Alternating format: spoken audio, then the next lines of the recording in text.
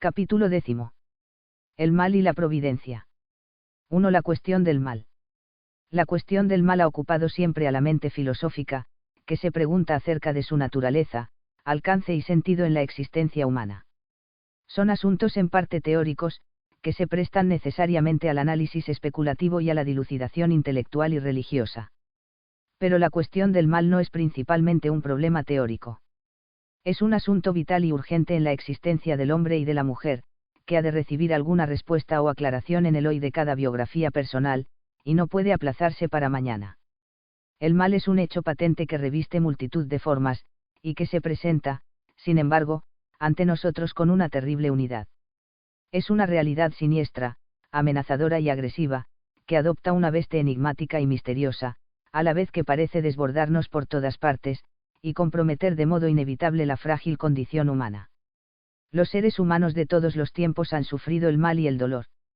Han experimentado las heridas infligidas por la naturaleza, por los demás hombres, y por los desgarros de las contradicciones y crisis de la propia situación finita. El dolor humano, físico y moral, ha visitado a la humanidad a lo largo de su historia, pero pensamos que lo ha hecho de modo particularmente masivo y lacerante durante el siglo XX. Los hombres de nuestro tiempo llevan sobre su memoria, individual y colectiva, las huellas de una experiencia que no quiere desaparecer. Los trágicos acontecimientos de la Revolución Rusa, el Gulag soviético, los hornos crematorios del Tercer Reich, Hiroshima y Nagasaki, los campos de exterminio de Camboya serán recordados como el hecho central y la mancha del pasado siglo.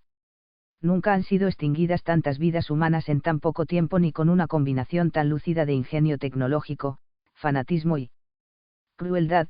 1. PLEVI, Los hundidos y los salvados, Barcelona 2000, p. 20. La muerte se había convertido en trivial, burocrática y cotidiana. Son hechos humanos paralizantes de quien los recuerda que, si es persona sensible, se siente atrapada en una especie de impotencia para comprender y juzgar. Estos hechos han impreso carácter en una porción de la humanidad. Quien ha sido torturado lo sigue estando. Max Scheler recoge ideas de autores precedentes cuando escribe que, la civilización produce más y más profundos sufrimientos que los que mitiga por medio de su creciente y cada vez más exitosa lucha contra las causas de ellos. Las nuevas fuentes de alegría y placer que crea son considerables y variadas solo para las zonas sentimentales y más superficiales, las más hondas, que afectan a la sustancia del hombre, son históricamente poco variables, p. Paz de la conciencia, alegría en el amor.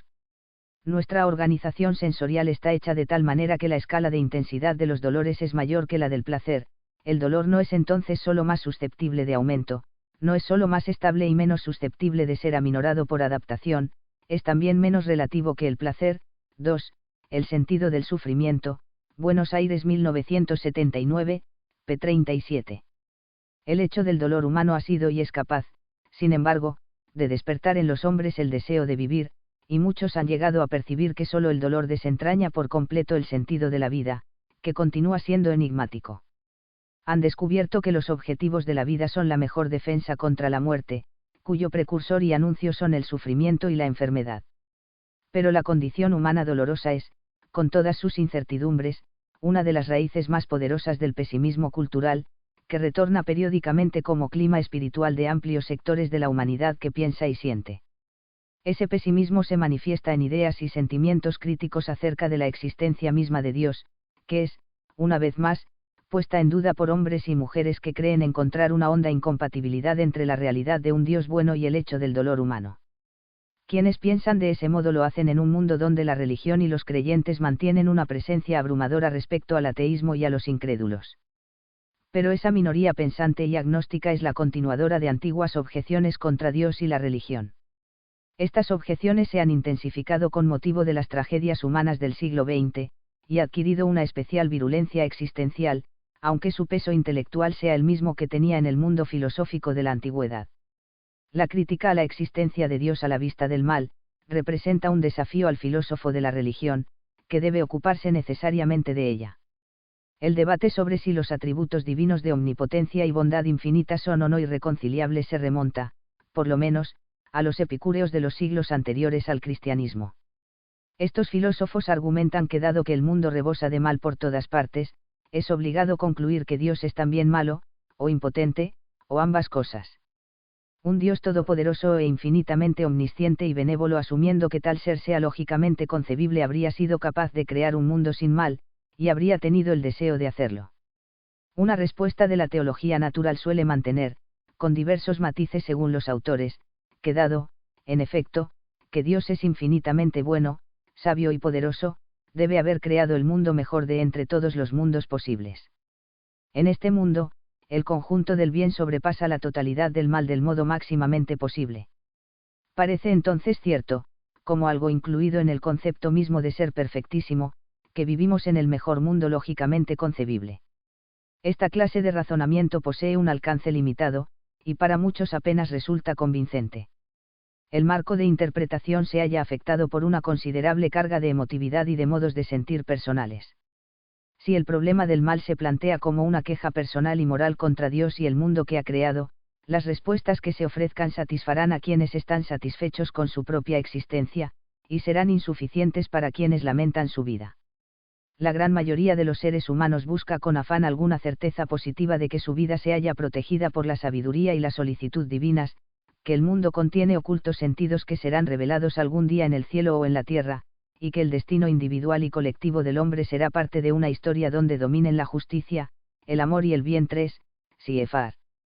L. Kaulakowski, Religión. If There Is No God, Glasgow 1982, p. 34.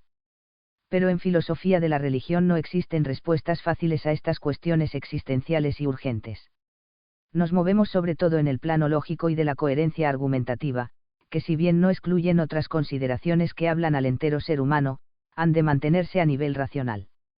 Hacen irrelevante el problema del mal algunas concepciones falsamente cristianas que ceden a la tentación de un cuasipanteísmo, donde toda la historia del mundo es absorbida y anulada completamente al final del tiempo.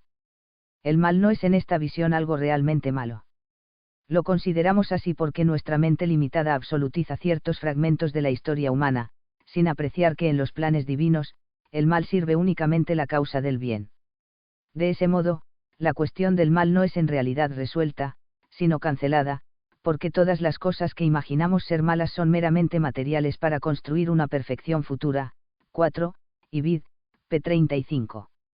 Este optimismo radical, que escamotea el problema del mal, forma parte de algunas cosmovisiones propuestas por autores del siglo XX. La llamada metafísica del proceso, representada por los norteamericanos Charles Hartshorne, John Cobb y David Ray Griffin, rechaza la idea tradicional de omnipotencia divina, como imposible y moralmente inaceptable, y la reemplaza por la de poder ilimitado de persuasión.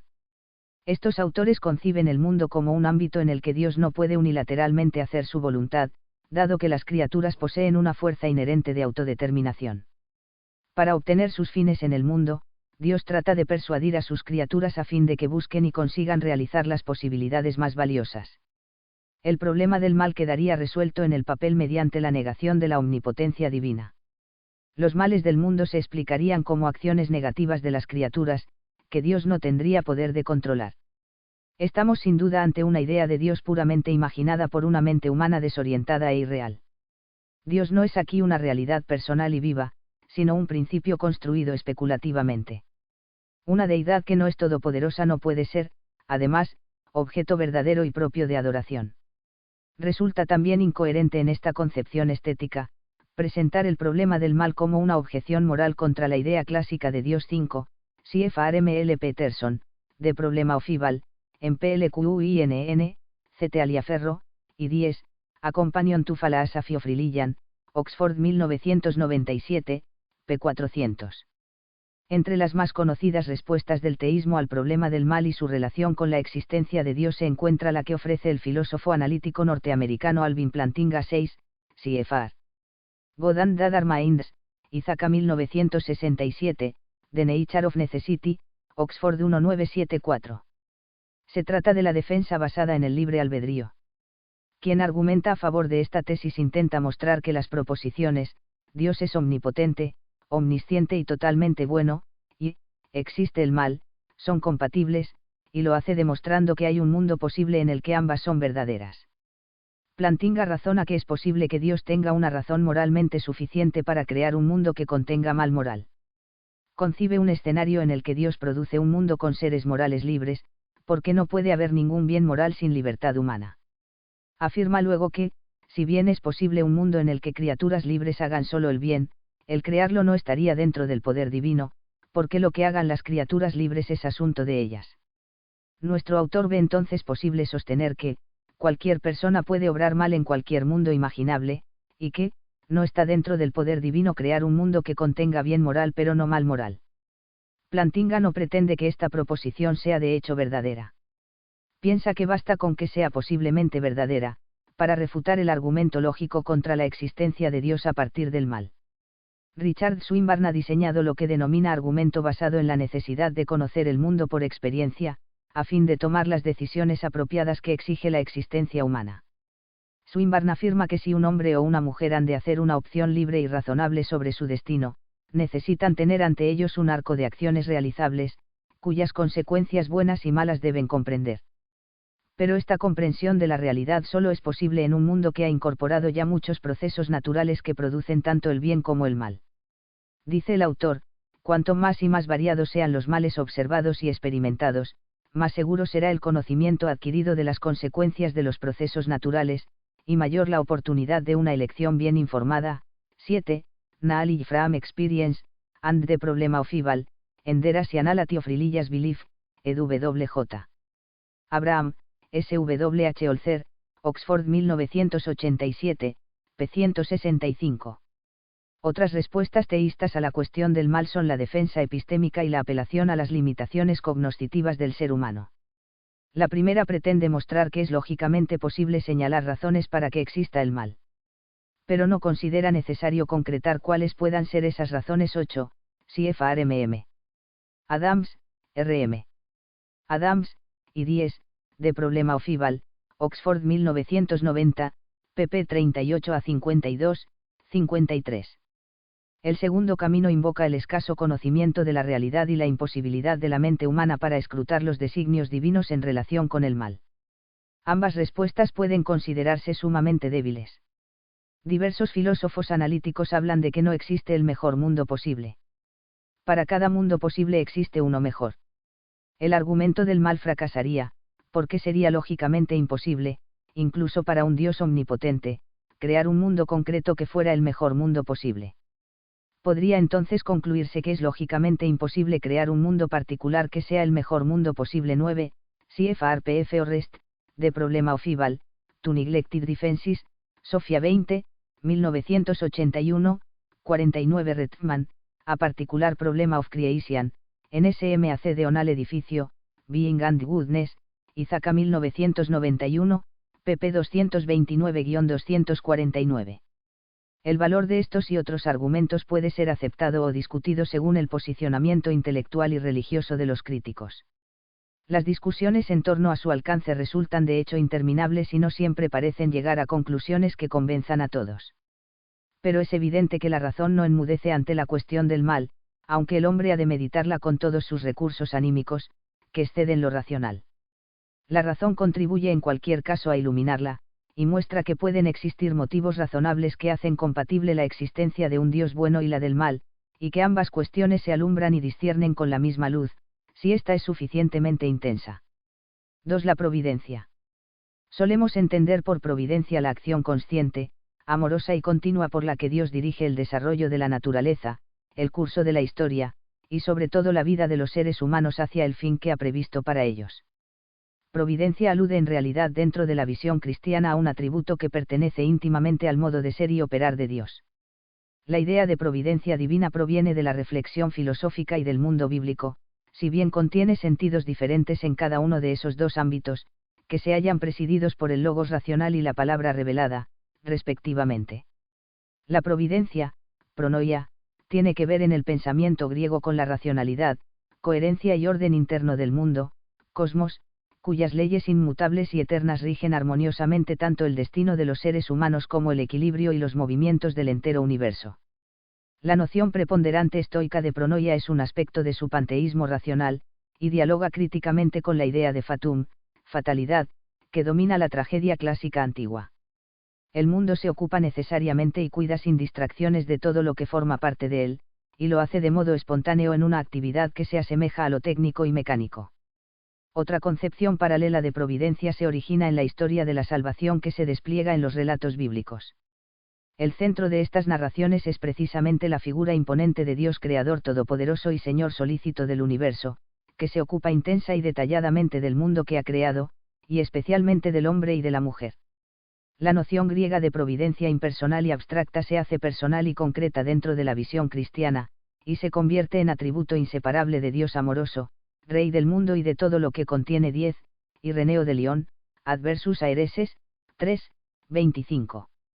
Jesús de Nazaret ha dicho: mirad las aves del cielo, no siembran ni siegan, ni almacenan en graneros, y vuestro Padre Celestial las alimenta. ¿Es que no valéis vosotros mucho más que ellas?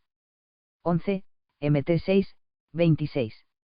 San Pablo afirma que, todas las cosas cooperan para el bien de los que aman a Dios, 12, Rom 8, 28. La ley natural se ha transformado aquí, sin desaparecer ni negarse a sí misma, en la voluntad benévola de Dios.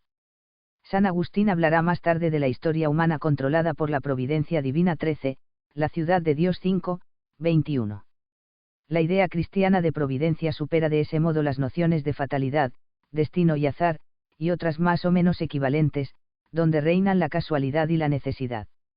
El fatum es lo que ya está dicho, escrito y establecido fijamente acerca del porvenir. Es la fatalidad que excluye por principio la libertad y responsabilidad del ser humano.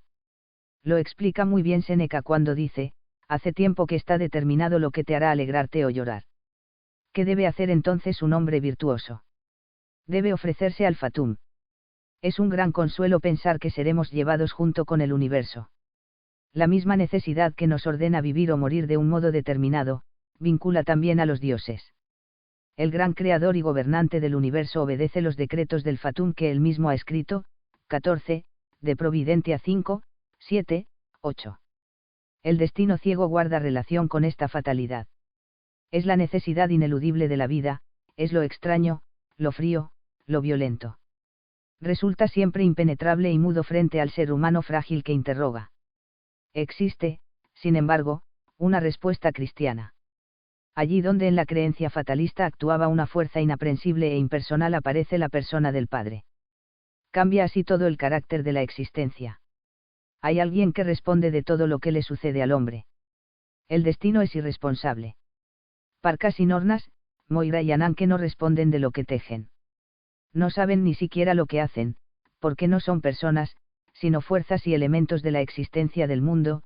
15, R.G. Guardini, Libertad, Gracia, Destino, Buenos Aires 1987, p. 267. El azar, la suerte y la fortuna significan la causalidad por accidente. Son un resultado fortuito, debido al entrecruce de series causales de eventos que producen un efecto imprevisto, como podrían originar cualquier otro. Caben concepciones del destino de contenido especulativo, que son compatibles con una idea bíblica de providencia.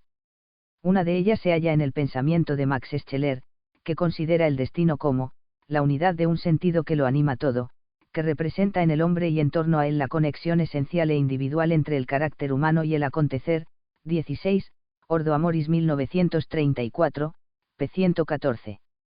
El destino puede implicar aquí la inserción de la libertad humana en el curso general de los sucesos del mundo que desbordan al individuo.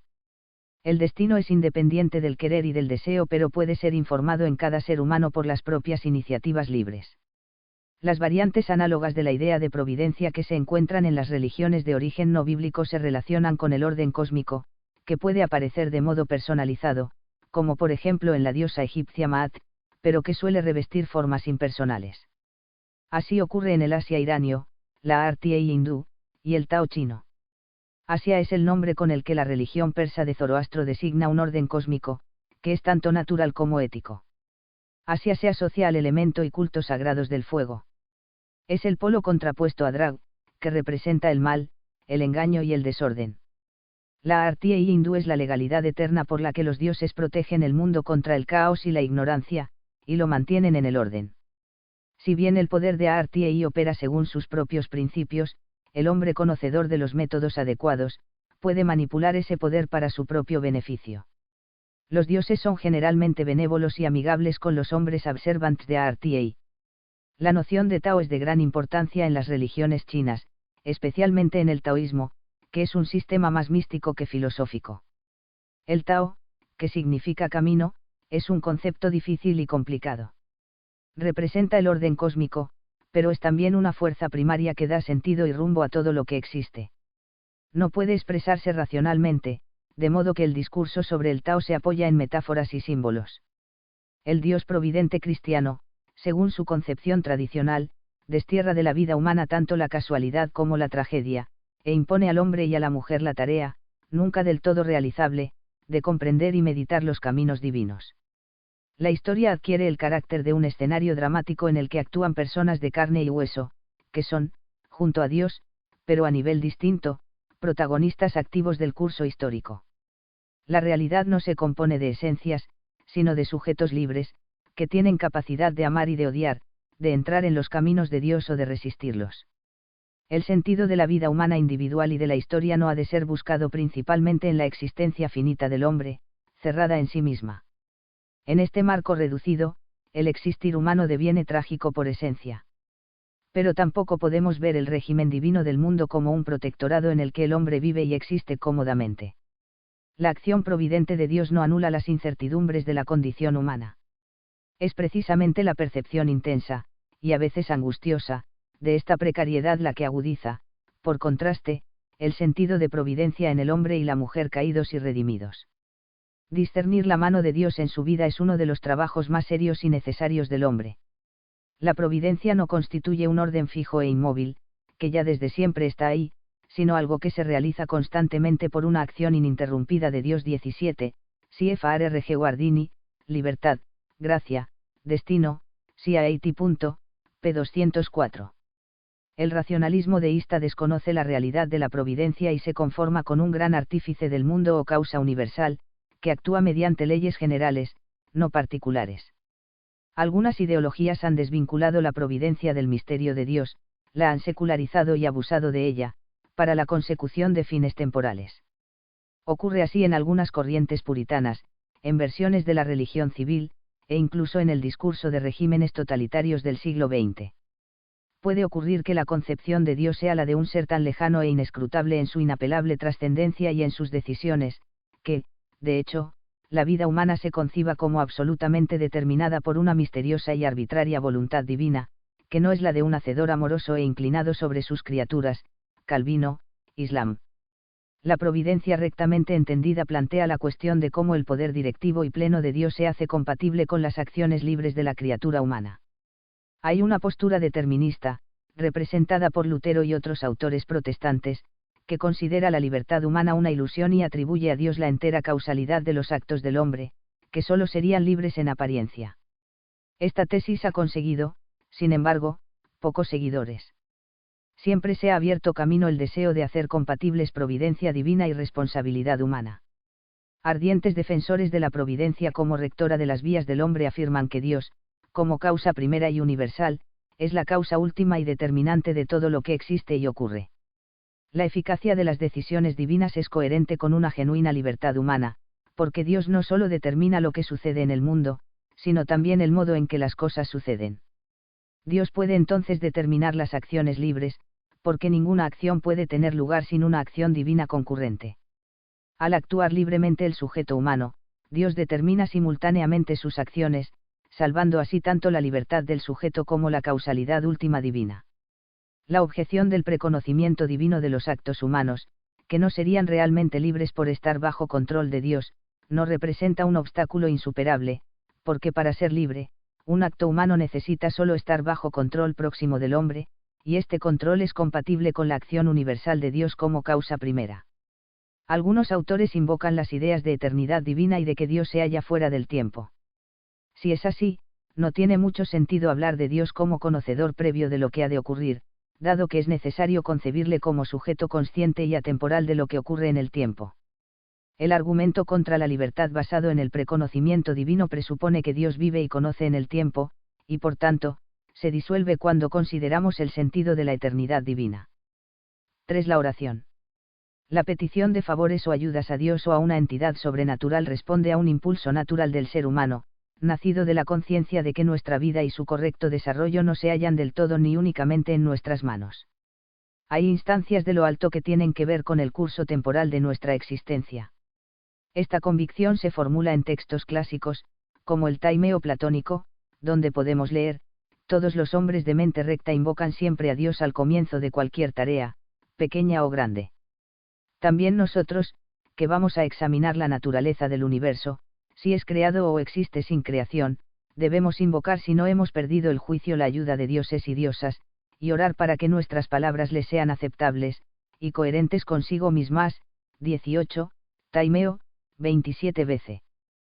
Pero la oración de petición desarrolla su plena naturaleza en el marco de una concepción teísta de la divinidad, donde nunca es la invocación formal o ritualista de fuerzas anónimas, supuestas dominadoras del destino humano.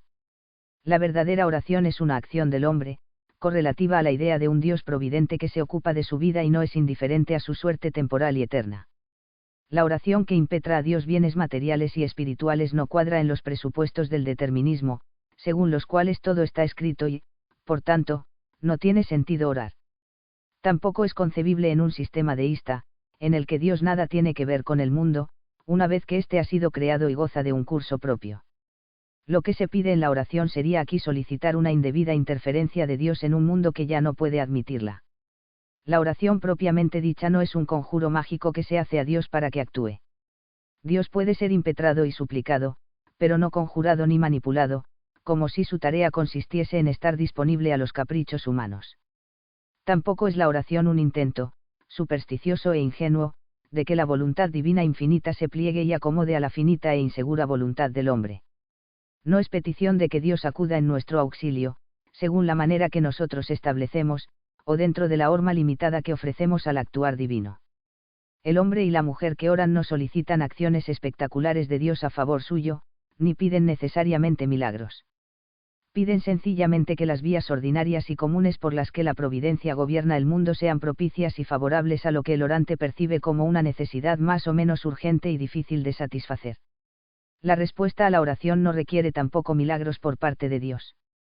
Así como le es posible a cualquier ser humano modificar el curso del mundo en algún aspecto, sin acudir a medios extraordinarios, y actuando sobre objetos materiales o influyendo en mentes y voluntades de otros hombres, también le es posible a Dios ejercer su providencia sin acudir a intervenciones milagrosas. Dios no responde a la oración porque la creación sea defectuosa y necesite modificaciones correctoras que la mejoren, sino porque su respuesta positiva a la plegaria contribuye creativamente a la perfección moral de lo creado. Se dice que Dios no puede escuchar oraciones de petición de diversos sujetos que pueden ser contradictorias, y que, por lo tanto, la oración no tiene sentido. Pero Dios puede siempre enmudecer ante determinadas peticiones, y puede sobre todo hacer entender al peticionario que su oración carece de contenido recto. Importa tener en cuenta que la reacción divina ante la oración se manifiesta en el hecho de que Dios hace algo debido a esa petición. Esto no anula la inmutabilidad divina. Si Dios es inmutable y eterno, le es posible hacer algo debido a la oración, porque fue hecho, sin sufrir cambio alguno, dada la simultaneidad de la oración y de la determinación divina acerca de sus propias acciones. 4. Los milagros. El milagro es para la comprensión teísta de Dios uno de los modos, infrecuentes, pero supuestamente reales, por los que la providencia divina lleva a cabo el gobierno del mundo y se cuida especialmente del ser humano.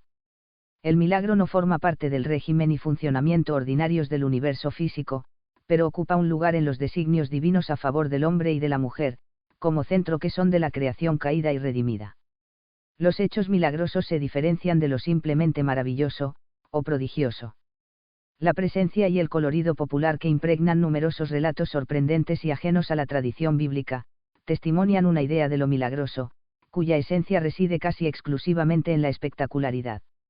El filósofo de la religión necesita examinar, sobre todo, la visión del milagro que obra dentro de la religión cristiana, porque es la que ha establecido un diálogo verdadero con la razón humana, y puede aducir numerosos testimonios que exigen al menos un análisis detallado riguroso, para determinar su validez y su alcance. La idea actual de milagro tiene efectivamente tras de sí una larga historia de reflexión, averiguaciones y crítica. Ha sido sometida en el Occidente moderno a un minucioso examen racional, por no decir racionalista. Este hecho ha conducido, de una parte, a su negación inapelable por una razón adversa. Pero ha ayudado también a perfilar y situar cada vez mejor el milagro dentro de un marco de coherencia racional. El milagro ha sido y es definido en muchos ámbitos de pensamiento como una transgresión o violación de las leyes naturales por un particular deseo divino y la interposición de un agente invisible. Tener en cuenta esta idea de milagro y comenzar con ella nuestra exposición del tema no significa ni mucho menos aceptarla tal como se haya formulada. Clive S. Lewis explica, usó la palabra milagro para significar una interferencia con la naturaleza, obrada por un poder sobrenatural. A menos que exista, además de la naturaleza, algo más que podemos llamarlo sobrenatural, no puede haber milagros. 19, Miracles, Glasgow 1947, p. 9. Evitando el término violación, podemos decir que milagro es un hecho físico en el que la naturaleza se comporta de un modo inusual según el conocimiento que tenemos o creemos tener de ella. El sentido común y la experiencia ordinaria nos instruyen acerca de que la naturaleza se halla circunscrita dentro de ciertos límites, que son habitualmente infranqueables por parte de otros agentes. La idea de milagro supone entonces que ese régimen natural de la realidad física y material del mundo puede ser de alguna manera superado o trascendido en determinadas ocasiones. El milagro sería en cualquier caso un evento raro y muy poco frecuente, que sirve a un propósito de su autor divino. No todos los eventos llamativos o extraordinarios que experimenta un ser humano caen necesariamente dentro de la noción de milagro. Si se desea interpretar el paso del Mar Rojo por los israelitas, y la consiguiente división de las aguas, como algo debido a fenómenos meteorológicos corrientes, los hechos referidos en el libro del Éxodo podrían no ser considerados como estrictamente milagrosos, y ser susceptibles de una explicación científica. Pero la Escritura atribuye también a profetas y al mismo Jesús la resurrección de muertos y otras acciones que no son explicables por causas ordinarias. Ciertamente no se puede hacer una demarcación neta entre el acontecer natural y el sobrenatural. Tal división contiene mucho de subjetivo, y depende en alguna medida de quien considera y valora los acontecimientos. Es también verdad que el ámbito de lo milagroso se puede reducir a medida que la técnica y el conocimiento del mundo material progresan. Se afirma con frecuencia que el llamado hombre moderno no cree ya en los milagros, y que ese tipo de creencia pertenece a otros tiempos y a otra clase de mentalidad. Pero lo cierto es que hay gente intelectual, culta y bien informada sobre la realidad del mundo, que acepta sin dificultad alguna la posibilidad de que los milagros existan. Mucho o todo depende de nuestro posicionamiento vital positivo o negativo ante la existencia del más allá y el modo de ser de las personas y cosas que nos rodean. No podemos deducir que puedan existir milagros a partir del simple hecho de que Dios existe. Pero si Dios es real, y es el ser inteligente y solícito que sugiere el orden del universo, es razonable pensar que son posibles los milagros. La probabilidad está a favor de que Dios providente pueda usar alguna vez hechos milagrosos en su gobierno del mundo y del hombre. La premisa racional decisiva de la posibilidad del milagro es que el mundo físico, tanto como el espiritual, son creación de Dios. Esto significa que Dios conoce perfectamente el mundo que ha creado y todas sus posibilidades de comportamiento. No actúa sobre las criaturas desde fuera, sino desde el núcleo mismo de su ser, de ius in omnibus intime operatur. Dios puede elevar en un momento determinado a una determinada criatura a una situación que no deriva de causalidad habitual u ordinaria, sin que por eso esté violando el curso normal de la naturaleza. Es lícito afirmar aquí que un milagro no es una transgresión o una interferencia abusiva en el sistema de leyes permanentes que rige el mundo, como tampoco una amnistía o un indulto concedidos por el poder público constituyen una violación del régimen legal de un país. Hay en ambos casos un orden global superior que permite mantener al milagro, y al indulto, dentro de un sistema normal de conjunto. Ninguna razón a favor de la existencia de milagros es irrefutable, ni el hecho milagroso obliga necesariamente a un testigo presencial a considerarlo como tal. Pero tampoco son irrefutables cualquier razón o argumento contra la posibilidad de los milagros. El régimen epistemológico y el tipo de experiencia de los hechos milagrosos son peculiares y exceden lo empírico ordinario. La percepción de lo milagroso va unida necesariamente a una interpretación, en la que intervienen decisivamente los presupuestos anímicos y la libertad del sujeto que ve e interpreta. El hombre incrédulo o frío ante lo sobrenatural siempre dispondrá de margen interior y de motivos para negar, si lo desea, el milagro. En este sentido puede decirse que el milagro es hijo de la fe y de las disposiciones personales para querer reconocerlo o negarlo, según los casos. Hay sin duda un instinto interior que actúa como un resorte del espíritu, y permite al creyente, o a quien no lo era explícitamente, apreciar cómo bajo la luz de un relámpago, un hecho no solo como sorprendente sino también y sobre todo como milagroso. Puede ocurrir en un instante o ser fruto de una reflexión pausada. La aceptación de la posibilidad de los milagros es en gran medida una cuestión de actitud metodológicamente correcta en el uso y desarrollo del pensamiento y de las hipótesis que acostumbra a formular. El posibilismo encierra un modo de razonar hondamente humano, muy en relación con el carácter abierto y prolepético de la mente. Se habla con frecuencia de que pueda existir vida en otros lugares del universo, de que haya otros mundos diferentes al nuestro, o de que en ellos existan otros seres. Se especula racionalmente con la idea de que la ciencia consiga algún día eliminar el dolor, o superar muchas limitaciones físicas o anímicas del ser humano, o alargar la vida terrena del hombre hasta límites que hoy resultan fantásticos. En el marco de estas perspectivas, que tienen mucho de razonable y sensato, parece inadmisible declarar taxativamente que no pueden existir milagros y que tal dimensión operativa de la realidad no es sensatamente imaginable. Semejantes afirmaciones son a todas luces presuntuosas y dogmáticas. Equivalen a levantar obstáculos artificiales y gratuitos en los caminos por los que el espíritu del hombre se abre a la realidad, que en gran medida le es desconocida en su hondura, amplitud y posibilidades.